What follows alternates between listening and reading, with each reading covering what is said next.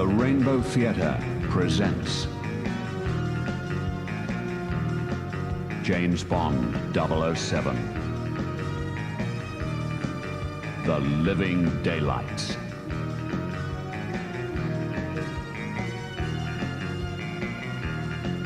When you hear this,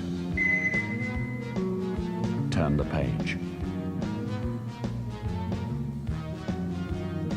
Let's begin now. Top Secret Report. Codename, The Living Daylights. From Agent 007, Bond, James, of Her Majesty's Secret Service.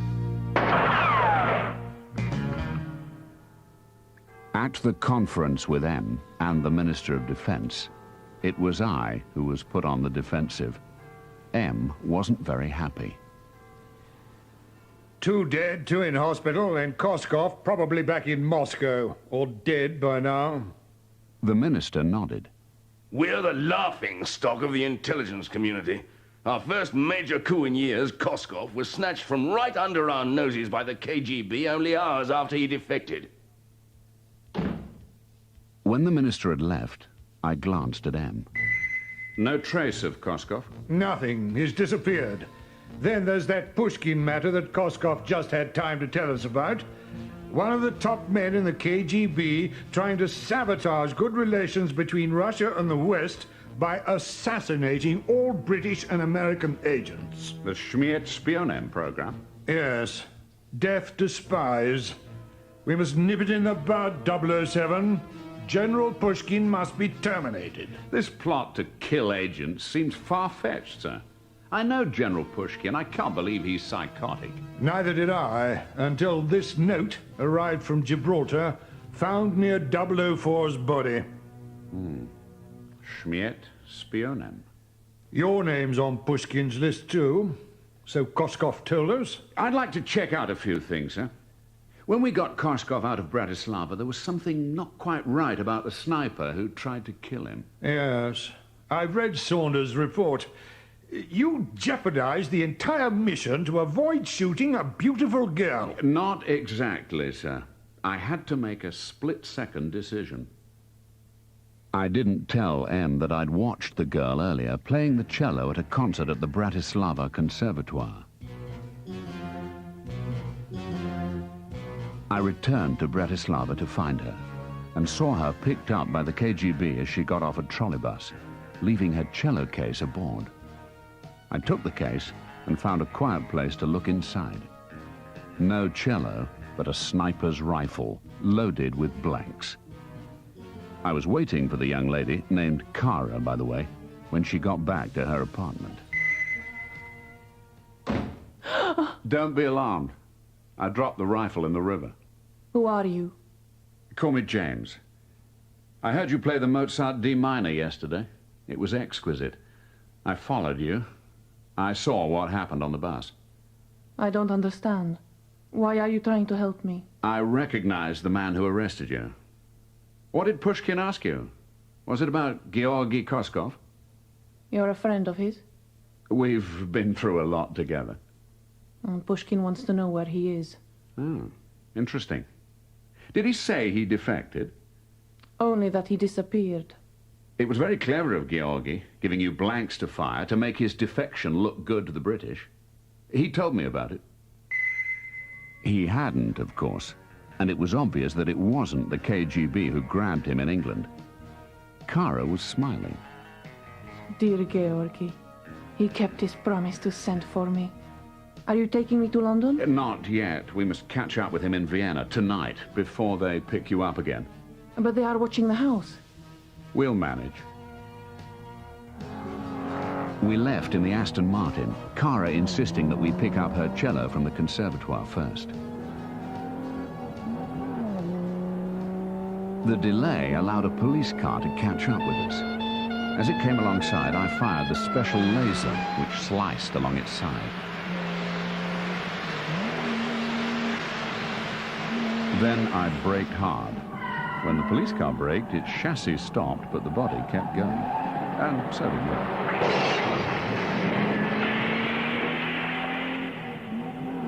Kara looked amazed. What happened? Salt corrosion.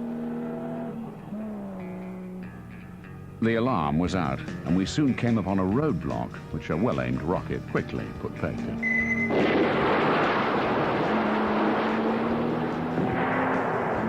We were fired on, but the bulletproof windows stood up well to the onslaught, and I took a detour across a frozen lake. One of the tires was not so durable as the windows, and we were driving on the wheel rim. I steered in a tight circle, making the rim bite into the ice. Then on again. The pursuing car drove onto the circle cut in the ice and sank into the lake.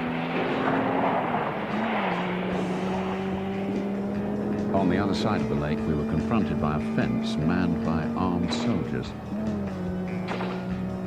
I operated the controls to flip down the rear lights of the car, revealing the special rocket motors which propelled the car up and over the fence into the wood behind. We skidded along on the snow, but finally crashed into an outcrop of rocks. We got out of the car as our pursuers approached through the trees. Kara eyed them miserably. We almost made it. I'm glad I insisted you take the cello. I set the self-destruct switch on the car.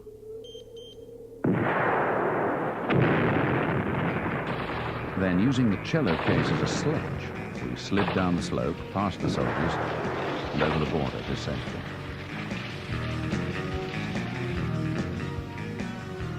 In Vienna, we went to the opera, where I'd arranged a meeting with Saunders. Isn't she the KGB sniper? She's not a sniper, she's Koskov's girlfriend. I hear the KGB snatched him back. That's what we're supposed to think. I'm sure he arranged it himself. Kara's told me he bought her a very expensive cello. Where would he get that kind of money? Saunders organized a false passport for Kara, and I met him later in a restaurant to pick it up. Got some info on the cello, James. It was sold for $150,000 to Brad Whitaker. The arms dealer. Whitaker and Koskov. Friends or partners? Where is Whitaker? At his place in Tangier. Saunders left the restaurant ahead of me. He was killed as the doors exploded. A child's balloon floated close by. On it was written, Śmierć Spionem. I noticed General Pushkin driving past and followed him to his hotel, surprising him later in his room. I take it this is not a social call, 007. Śmierć Spionem, Pushkin. Śmierć Spionem was deactivated 20 years ago. Where's Koskov? He disappeared last week. I was about to arrest him for misusing state funds. Pushkin gave a secret signal to a guard, but after a struggle, I overpowered him and turned his gun on Pushkin. You're a professional, Bond.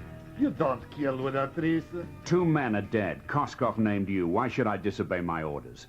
I am as much in the dark as you are. It comes down to trust. Who do you believe? Koskov or me? If I believed Koskov, we wouldn't be talking. As long as you're alive, neither of us will know what he's up to. Pushkin had to address a trade conference, and as he stepped forward to make his speech, I fired at him from the balcony. Perfect accuracy. He fell, blood at his mouth and chest. I made my escape. Everyone thought that Pushkin was dead, including Whitaker and Koskov. But it was a trick. Pushkin was wearing a bulletproof vest with a plastic bag of blood under his shirt. If Koskov thought I had killed Pushkin, he would assume I believed his story. I called on Kara in her hotel room. She mixed me a drink. Did I get it right? Perfect. Kara, it's time I told you the truth. Koskov fooled everyone. The Russians, the British, you, Kara. Liar. I telephoned Whittaker. Georgi was there. He told me the truth. You're a KGB agent using me to find him and kill him. I began to feel dizzy. The drink was drugged. Courtesy of Georgi Koskov? To make you sleep, he said. I came to on a plane in flight, handcuffed to the armrest of my seat. Beside me was a container labeled Human Transplant Organ. Kara was on the plane too. She came close and whispered, I've been such a fool. We all were. Can you undo the clasp on that container? I think so. Yes. Oh, it's a heart in ice. It's not human. And that's not ice. It's diamonds. We got the container closed before Koskov approached. I'm curious, Koskov. Why am I still alive? I am not barbarous, James. I am taking you to proper Soviet authorities for killing of General Pushkin.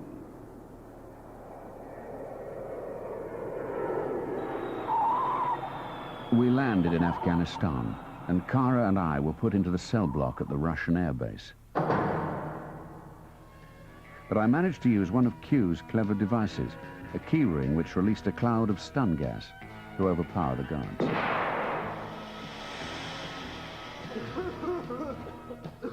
Kara gave me a hug. Very pleasant. You're fantastic. We're free. Kara, we're in Afghanistan, in the middle of a Russian air base.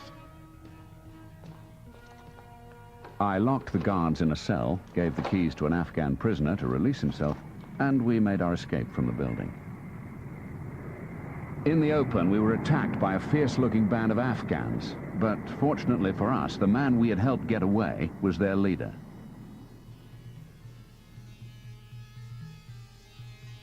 I am Kamran Khan, Deputy Commander of Eastern District of the Mujahideen. Who are you? James Bond. I work for the British government. I discovered that the diamonds Koskov had smuggled in were obtained with the money that he'd misappropriated from the Russians and were to be exchanged for vast quantities of opium. Whittaker and Koskov would make an enormous profit.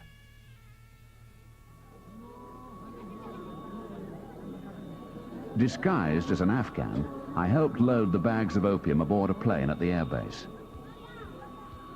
Then I set an explosive charge amongst it to destroy it in flight. As I was about to get off the plane, I was spotted by Koskov and one of his henchmen. There was nothing for it but to stay on the plane and take off.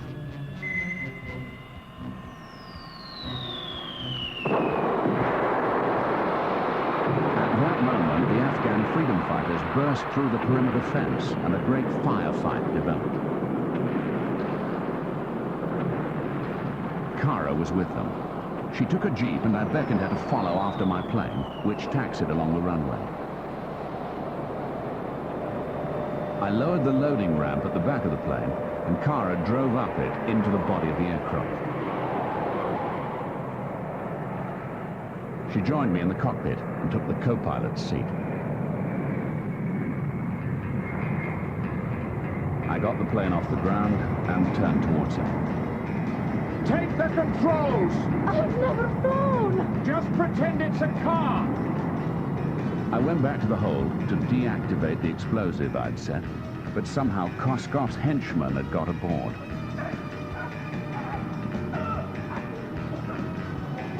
In the fight that ensued, the cargo net holding the opium bags came adrift and billowed up behind the plane, taking me and my adversary with it.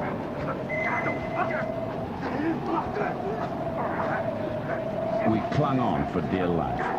My opponent tried to stab me, slipped, and grabbed at my shoe to save himself.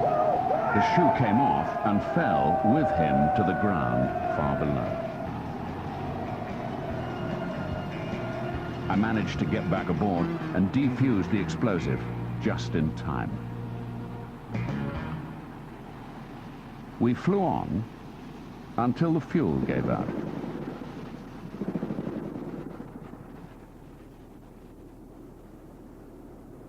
There's nowhere to land over these mountains. Get into the jeep, Kara. I joined her and jettisoned the vehicle, supported by 3 cargo parachutes. Gently, we floated down to safety, close to a mountain road. What does that signpost say? Karachi, 200 kilometers. Ah, I know a great restaurant there. We can just make dinner.